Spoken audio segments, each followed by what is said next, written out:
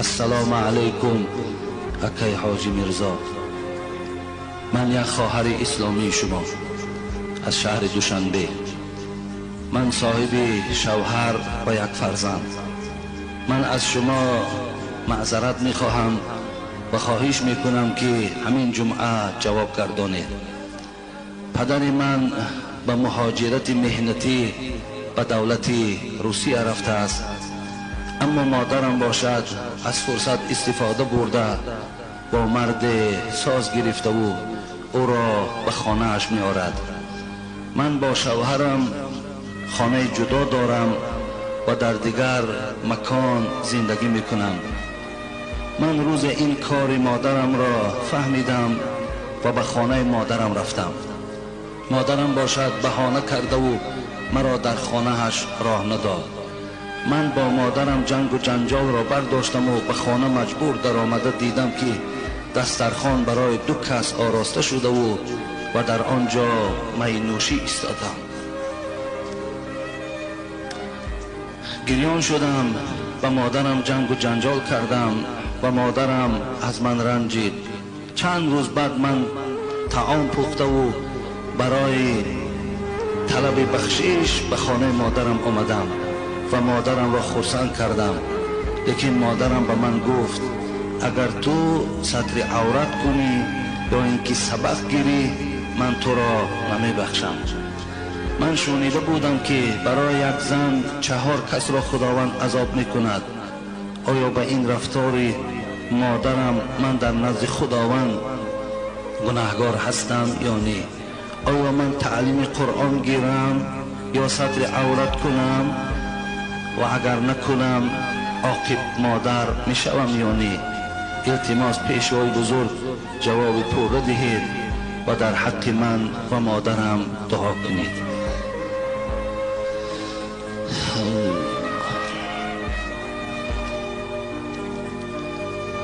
السلام علیکم بابای حاجی میرزا. من یک زن گناهگار از شهر کولاب می باشم. اولا از خداوند عز و جل این را آرزو امید دارم که گناه های همه ما زنهای بد رفتار و بد گفتار را در روز محشر خدا عفو گرداند و به ما راه راست را هدایت کننده باشد. مادامی که من قلم گرفته در این کاغذ سفید از کارهای بد خود، رفتارهای بد خود می نویسم، از بدبختیم قلم از دستم افتیده و به من یاری نمی رساند. من یک زن بدبخت، یک زنی که در وسواس شیطان لعین لغزیدم و در دوام شوهرم در شهر روسیه بودنش به واسطه تلفن با یک مرد شناس شدم. سخنرانی ما چند وقت دوام کرد و بعد یک روز همان مرد مرا برای واخوردن دعوت کرد. من گردن شیطان را ناشکسته و برای رازگی آن به نزدش رفتم. ما با همدیگر شناس شدیم. از من چند مدت گذشت و من با رازگی هر دویمان با یکدیگر ازدواج کردیم. بعد چند وقت شوهرم از روسیه برگشت و من باز به شوهر خود زندگی ام را دوام داده ایستادم. شوهرم از این کارهایم درکی ندارد. من باشم شوهرم را دوست می‌دارم. نمی‌خواهم که زندگی امان ویران شود. من صاحب 2 فرزند هستم. از شما خواهش و التماس دارم با من مصلحت بدهید که زندگی ام ویران شود.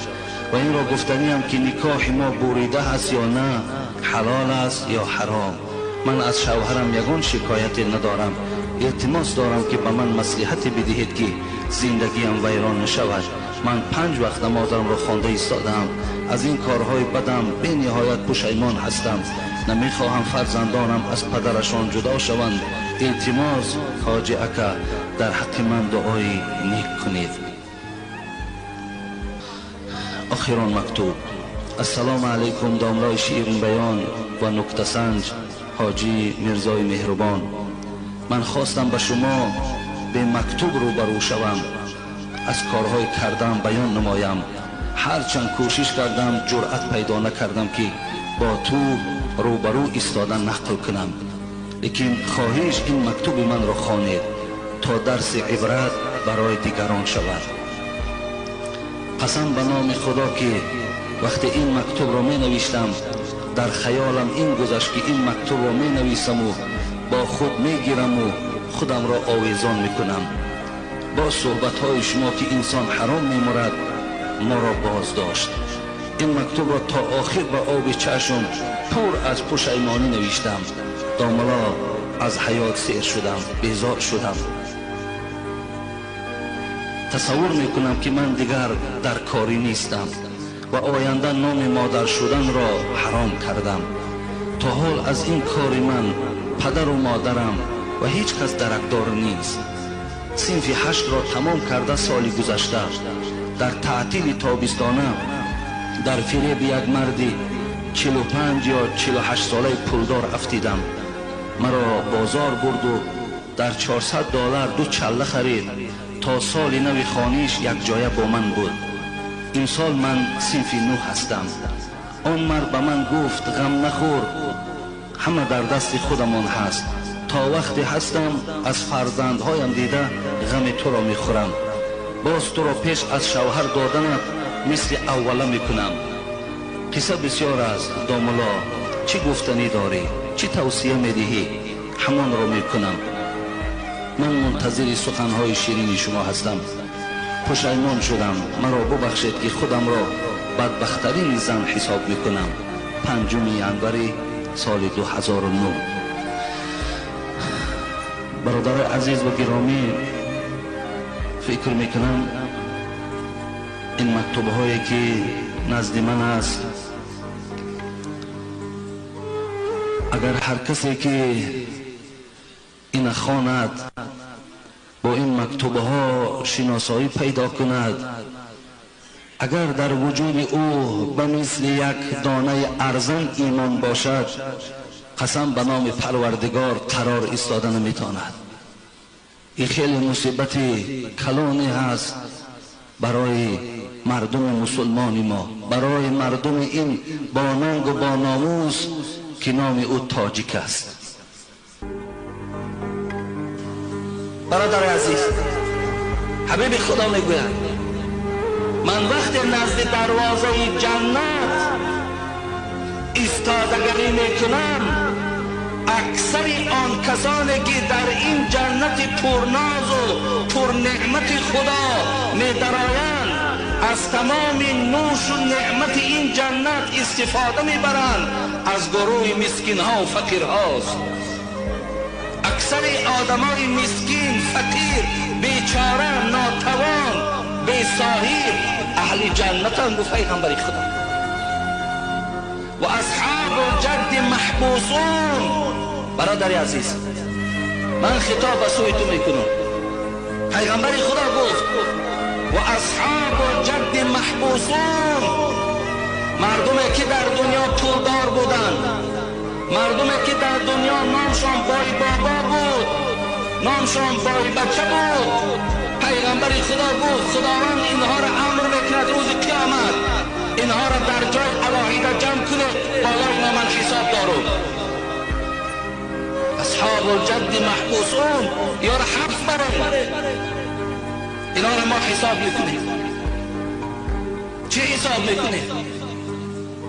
لا تزول قدم عبد حتى يسأل عن امور فيما افناه وعن علم فيما فعل فيه وعن ماله من اين اكتسبه وفيما انفقه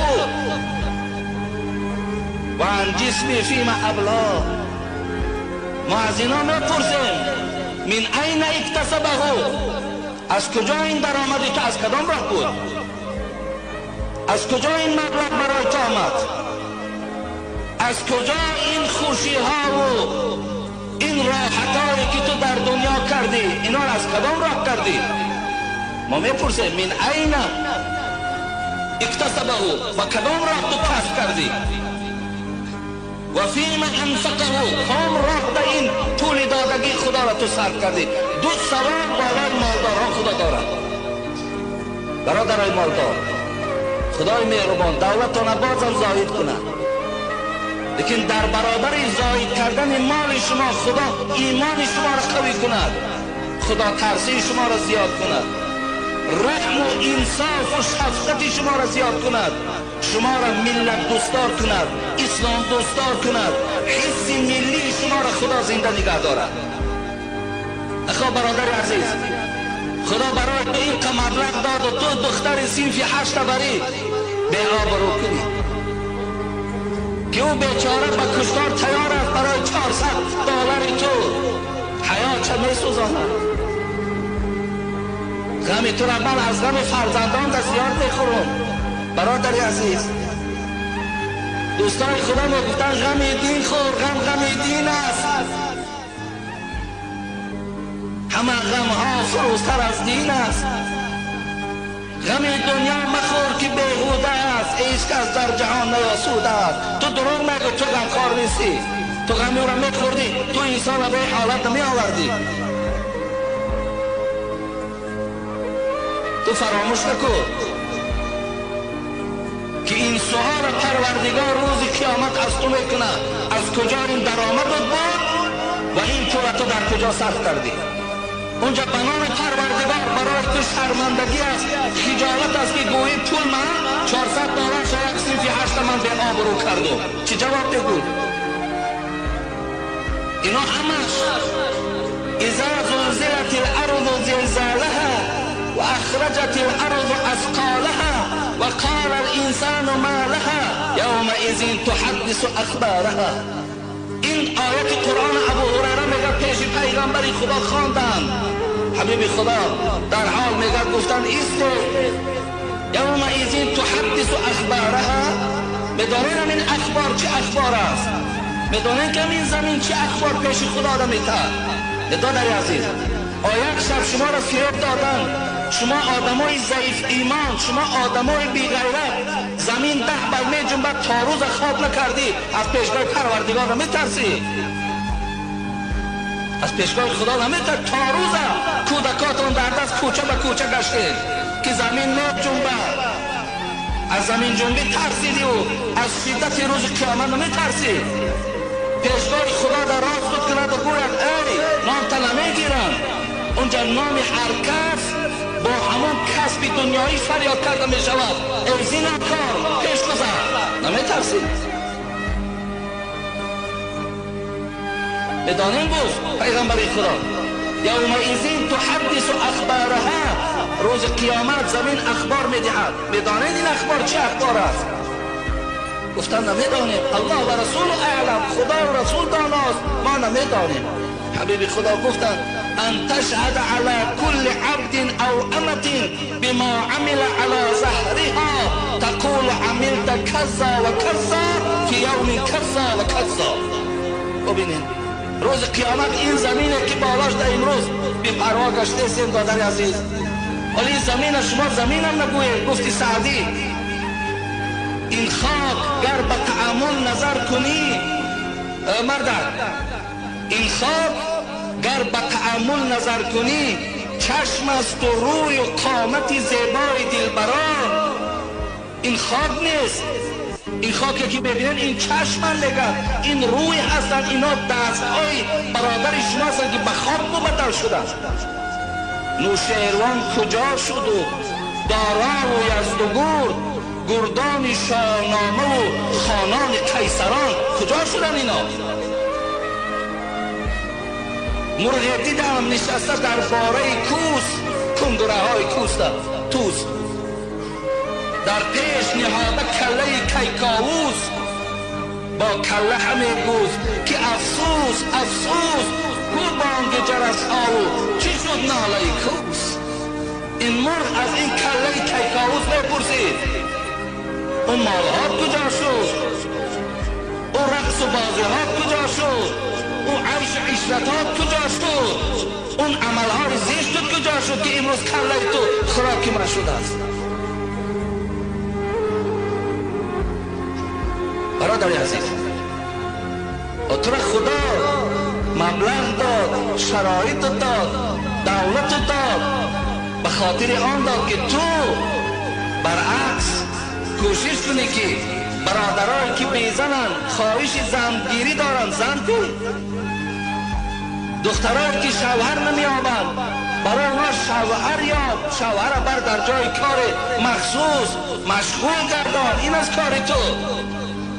و پول برای فساد کردن نیست، پول برای بی آبرو کردن دخترای مردم نیست. و این انسان هایی که اینقدر خدا شما را بی رحم و بی انصاف کرده است که مردم بیچاره تیپرکلاس، جگردرد، روده درد، اعضای آبادش نمانده است در روسیه، کار میکند، محنت میکند، تو زنی اوقتی در اینجا عشرت میکنی. همین ایمانداری است. به نام خدا قسم به عزتش حبیب خدا گفتند من زنا او شرب الخمر نزع الله منه الایمان کما یخلع الانسان القمیص من رأسی. قسم به پروردگار اگر تو نوجوان مرد، این ناپاک و پلید، تو ویروسی، تو یک میکروبی بدترین در بین این مردم مسلمانی، وقتی تو قدم به سوی خانه همون زن زدی، از غایبی شوهر همون استفاده بردی، یک قدم کندی خدا جان تا گرفت، به نام پروردگار تو به ایمان هستی. یک قدم زدن ده تو ایمان نداری. چگونه حبیب خدا گفتن القمیص من رأسی، چگونه لباس آدم بدر میکند بدنش به لباس بماند، همچنان قدم تو را به ایمان میکند. تو نمیترسی از به ایمانی. او به ایمانی بر این آخر به قدری و به شرفی وجود ندارد. کسی از خواجه جندی بپرسید که تو به یا سگ و از کس ترسید. خواجه جندی 400-500 شاگرد داشت. یک آدم برای سنجش او آمد، ای شیخ تو خوبی یا سگ؟ تو بهتری یا سگ بهتر است؟ مریدانش دویدن آشکاره که تا آنجا کنندش پاره پاره. مریدا خیستن گفتن ای بدبخت این چی سوار است؟ این چی تحقیر است در حق استاد ما؟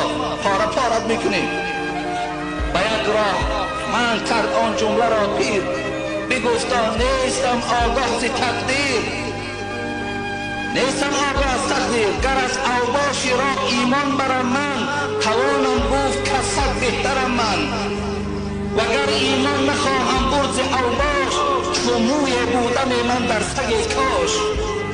ازت گفتن اگر من ایمان برم برادر عزیز، من از سگ بهترم، لیکن ایمان نبرم از یک موی سگ بهتر هستم. دادر عزیز تو ایقه ایمان تا در یک عادی ترین کار، در یک لحظه که یک ساعت تا تو ایمان تا میفروشی، 1000 سالها در پیش خدا میسوزی.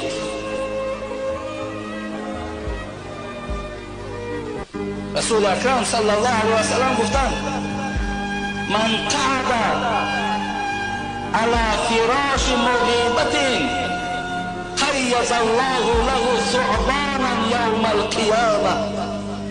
برادر عزیز حدیث پیغمبر گوش کن. من قعد على فراش مغیبت، یک برادر از غایب بودنش، از نبودنش، از غریبی بودنش، از خانش بیرون بودن استفاده بردی. حبیب خدا گفتن خانه را تینج یافتی، خانه را خلوت کردی، یا با طریق تلفن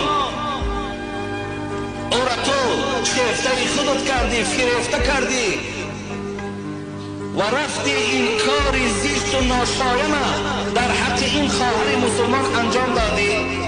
حبیب خدا گفت زود است که خدا جان تا میگیرد و زود است که تو پیش پروردگار میایی و لیکن خداوند قیض الله له ثعبانا یوم القیامه. انمون مارهایی که حتی انسان در تلویزیون دیدن مار را حذر میکنه، میترسد. ببین وقتی مارهایمون تلویزیون در پیتانهایی را که نشان میدهند 400 کیلو 300 کیلو، وقتی آدم میبیند ترس او را فرا میگیرد.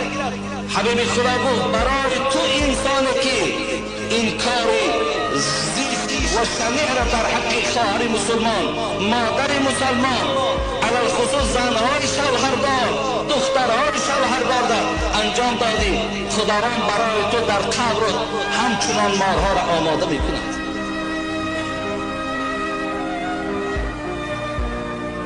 خیلی جای تأسف، خیلی جای به خدا قسم رنجیدن وقتی گویم که شما برادر عزیز، هر کسی صدای مرا بشنود، وقتی گفتن دختر فلانی با فلان مرد یک جایه شد، شما دختر فلانی را در ذهنتان نگذارانید، فقط دختر خودتان را در ذهنتان بگذارانید.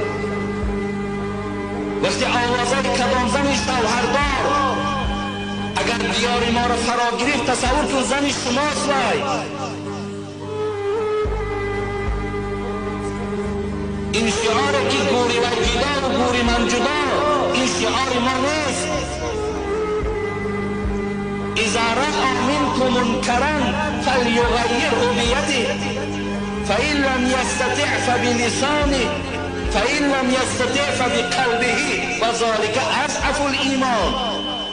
شما وقتی کاری ناشایان دیدین، حبیب خدا گفت کاری نادرست دیدین، با دستاتان من کنین، پیشگیری کنین.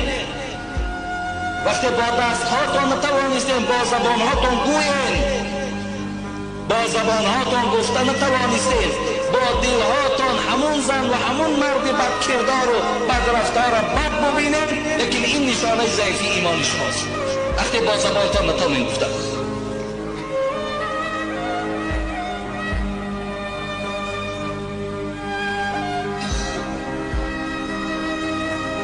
لا يزني زاني حين يزني وهو مؤمن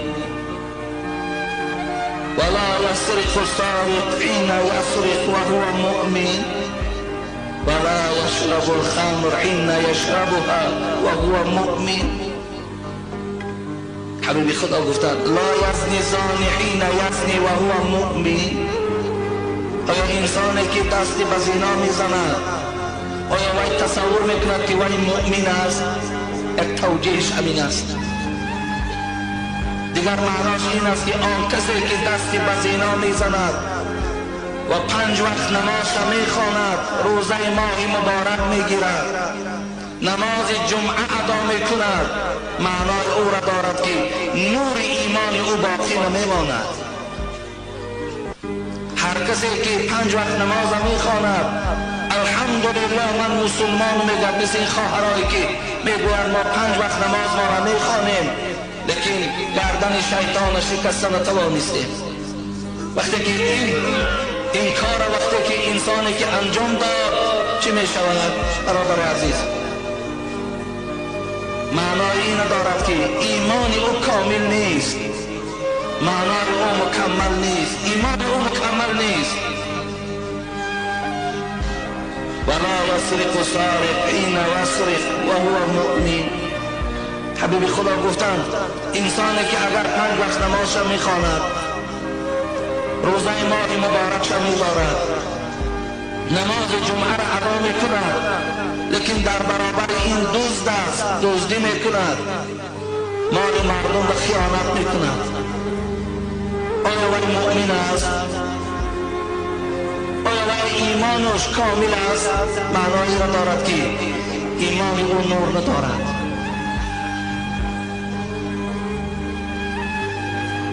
ولا يشرب الخمر حين يشربها وهو مؤمن. حبیب خدا 3 طایفه را گفتند، یکی زناکار را بیان کردند، یکی دزدها را بیان کردند، یکی عرق نوشها را بیان کردند.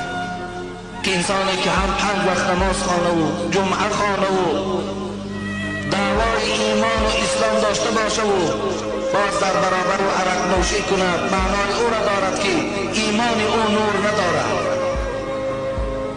ایمان او کامل نیست. دادر عزیز، چگونه که من در احترام پدر و مادر از شما گشته و برگشته خواهش کردم، گشته و برگشته شما را تاکید کردم که جای عبادت است، جای فرمانبرداری است، جای سرخمی است، جای پاداش گرفتن است. حرمت پدر و مادر این اینچنین به گوش شما باز میرسانم. روز به روز، ساعت به ساعت امکانیت ها برای زنا کردن خیر و خیر مساعدت میکند، شرایط ها خوب میشود. روز به روز شاید نفرهایی که خواهش اینو دارند زیاد شدن میگیرند، لیکن دادر عزیز، شما وقتی که پیشنهاد به شما میشود یا وقتی که خواهش های شما در همین مسئله پیدا شد، کلمه لا حول ولا قوة الا بالله العلی العظیم استفاده برید. حبیب خدایا معشر الشباب من استطاع منكم الباءة فليتزوج فإنه أغض للبصر وأحسن للفرج فإن لم يستطع فعليه بالصوم فإنه له وجاء. حبیب خدا گفت ای جوانهایی که بزنین، ای جوانهایی که خواهش زنگیری دارین، شما درو زن گیرید. مراد اگر شما خواهید که امروز ببینید تلویزیون هزاریت نمود کانال ها دارد، بچه ها با او سیر نکردن، دخترها با او سیر نکردن، در تلفن هاشون حتی که همون رسم ها بود، گویم حتی در صورت ها قرطه ها ده، حتی که صورت های همین فحش و فاحشگی ها در دست. وقتی با اون نظر میکنند، وقتی که با اون نگاه میکنند، وجود اونها را تغییرات کلی پیدا میکنند. به این خاطر برادر عزیز و گرامی، شما در این مسئله خیلی با احتیاط باشید، به سوی خدا دعا کننده باشید، صبر کنین. حبیب خدا میگوید زن گیرین، از همه بهترش همین است که شما را از راه زنا منع میکند، زیرا اینکه اغض للبصر و احسن للفرج، زیرا زن معنای ای را دارد که چشم تو دیگر، چشم تو گرسنه نیست، چشم تو دیگر به این زنهایی که خداشون خیر آرا و تارا دادن که برای شما را دیگرگون کردن، شما را ویران کردن، خداشون هر زیله میکنن، دیگر چشمای شما با آنها شکفته نمی شود، داده نمی شود و فرجهای شما از راه حرام باز می ایستد. وقتی که اگر شهوت شما طغیان کرد، حتی آنچنان علنگه‌ای دارد که تو دیگر طاقت نداشته باشی، حبیب خدا گفتن روزه بگیر، روزه شهوت تو را می شکند. دادر عزیز، هر راهی که باشد، با طریقی خواه زن گرفتن باشد، خواه به طریق روزه گرفتن باشد، استفاده برینو در این راه قدم نزنید. زیرا به خدا قسم اگر زن داشته باشید، بدبختی به خاندانتون می آید، دیگر شما با این زنهای حلالی داشتگیتان حلاوت برده نمیتونین، زندگی خوب کرده نمیتونین، دیگر میل شما فقط به سوی حرام می شود. اگر بیزنم باشید، آینده زنم که گیرین، شما از این راه حرام بر نمی گردید. بسیار کوشش کنین دادر عزیز که در این راه هیچ وقت داده نشوین و از این راه پلید باز گردین. خدا خواهد من جمعه های آینده اطراف این موضوع باز برای شما از آیت های قرآن که خداوند در چندین جای قرآن تأکیدها نسبت اینها کردن، من به گوش شما البته می رسانم. رسول اکرم صلی الله علیه و سلم گفتند من یضمن لی ما بین لحیی و ما بین رجلی ازمن له الجنه. اگر هر کسی ضامن شود در پیش من که از زبان من کسی آزار نمی یابد، زبان من از جمله زبانهای خاردار نیست، زبان من از جمله زبان فحش و دشنام کننده نیست، اگر هم تا ضامن در پیش من شود و ضامن شود که ای حبیب خدا تا وقت این دنیا را پدرود میگویم قدم من به سوی زنا هیچ وقت گذاشته نمی شود، از من له الجنه، من برای این خیر جوان مرد حبیب خدا گفت ضامن هستم که وی وارد جنت کنم. در پیشگاه پروردگارم دعا میکنم، خواهش میکنم و این جوانی که زبانش و فرج خود از راه حرام، زبانش از درشتی نگه داشت، منم ضامن که باید جنت برم. این سرشوی های زنا از همین دستی به دست کردن است. لا یطعن فی رأس احدکم بمخیط من حدید خیر له من ان یمس امرأة لا تحل له.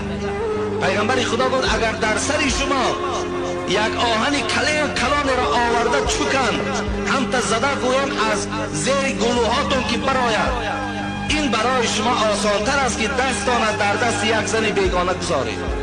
این برای شما بهتر است، زیرا که پیغمبر خدا میدانستند که این مقدمات زیناست، آهسته آهسته این بچه را به او راه بد میبرند. خدا همه شما را در حفظ و امانش نگه داره و خدای مهربان شما را از جمله آن بندگان گرداند که بندگان اساسی رحمان باشین و بندگان خدا ترس باشین و از جمله بندگان باشین که در ذهن شما تماما حلاوت و شیرینی زنا هیچ وقت جای نداشته باشه.